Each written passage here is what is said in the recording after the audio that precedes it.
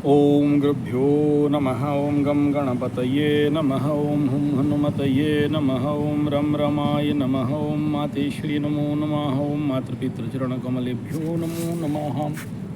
ओम शांति शांति शांति। हरि ओम श्री गुरुभ्यो नमः। स्वागत करता हूँ ज्योतिष गुरुकुल राउरकेला उड़ीसा से, वास्तु गुरुकुल, स्वावलंबन गुरुकुल, आध्यात्मिक गुरुकुल। मैं आचार्य संजय। बहुत से कुंडली, बहुत से जातक देखते देखते, बहुत बढ़िया बढ़िया जातक देखने के उपरांत भी, कुंडलियों को देखने के बावजूद भी, जब ये देखने में आता है सब ठीक है, प्रचंड है, मस्त है एकदम। आज मैं एक देख रहा था कि गुरु एकादश में बैठा, सूर्य उच्च का बैठा, बहुत उत्तम स्थान तीसरा में बैठा, शुक्र स्वगृही बैठा और कोदंडी शनि बैठा, लेकिन आदमी का जिंदगी पस्त है। उसके पीछे क्या रहस्य है, लोगों को समझाने से आधा अधूरा समझते हैं, पूरा नहीं समझ पाते हैं, जिसके लिए इस वीडियो को बनाना पड़ रहा है। ये वीडियो में जाऊं उससे पहले मैं सबसे पहले आप सभी श्रीमान महानुभावों को, जो लोग मेरे तारीफ में बहुत अच्छी बात बोलते हैं, मेरे को प्रोत्साहन मिलता है, सभी को कृतज्ञता, धन्यवाद।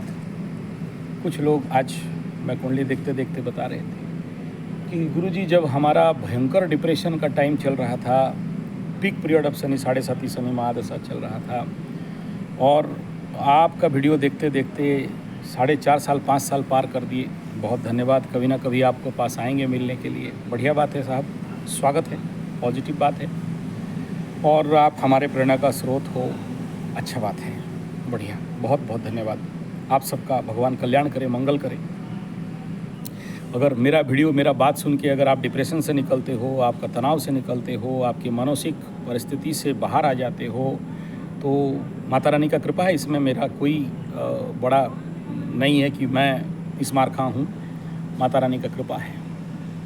और अगर रोग के समय, जैसे आज बोले कि आज तो थेरेपी, सच में हमारे लिए थेरेपी हुआ, और ये चैनल हमें बहुत सारे समस्याओं से बाहर निकाला है, बहुत से मार्गदर्शन दिखाया है, बहुत से लोग हमारे अनुसार चल रहे हैं, जैसे जैसे बताते हैं वैसे वैसे सब कर रहे हैं, और करके उसका फ़ायदा भी मिला है। तो आप सबका इस मधुर वाणी के लिए, मधुर वचन के लिए कृतज्ञता, धन्यवाद, नमस्कार, जिंदाबाद, खुशामदीन। सो अब आते हैं विषय में। सबसे पहला कि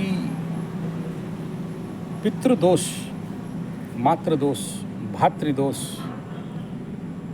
पितृश्रापित दोष वगैरह वगैरह, बहुत सारे ऐसे दोष हैं जो कि मुख्यतः पितरस को लेके ये दोष बनता है।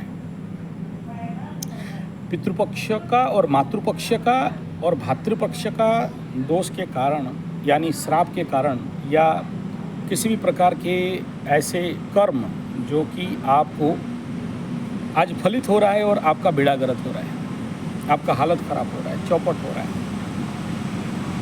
जैसे एक उदाहरण देना चाहूँगा। आप बोलोगे यार हमारा पितरस, ऐसे बहुत से लोग पूछे मेरे को कि हमारा पितरस का हम क्या बिगाड़ दिए, और हम तो उनके बच्चे हैं, हम तो उन्हीं के अंश के हैं, उन्हीं के ख़ानदान के हैं, तो ऐसा क्या कर दिए हम जो कि हमें ये दोष लग गया, और यहाँ से हम लोग बरत नहीं पा रहे हैं, बाहर जा नहीं पा रहे हैं, और उनको कष्ट ऐसे हम क्या दे दिए। भाई लोग, आप कोई जानकारी से जान के ऐसे कोई गलती नहीं किए हो कि ऐसा कोई बहुत दोष लग गया। जाने अनजाने में और मूर्खता में, जब जवानी रहता है, जवानी का गर्माहट, एक दो एग्जाम्पल दे रहा हूँ, आप समझो। मेरे घर के पास एक महानुभाव, परम विज्ञवान, महान विभूति, दारू पीने वाला, बाप माँ का एक ही बेटा है, उसका दादी मर गई, तो हड्डी उड्डी सब लेके, अस्थि लेके गंगा जी में फेंक के आ गई।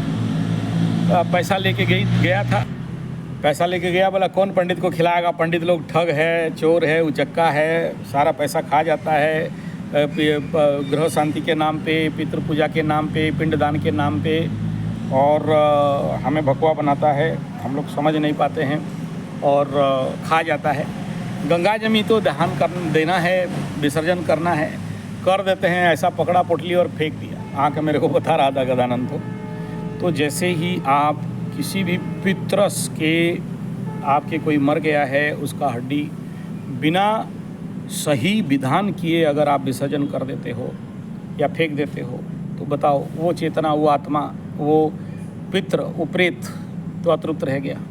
और जहाँ अतृप्त रहा, आप बोले हम एजुकेटेड हैं, पढ़ा लिखा हैं, हम IIT का प्रिपेयर कर रहे हैं, MBA का प्रिपेयर कर रहे हैं, हम IAS का प्रिपेयर कर रहे हैं, तो हम एजुकेटेड इडियट हैं, काला अंग्रेज हैं, ये सब को विश्वास नहीं करते, ये सब अंधविश्वास है।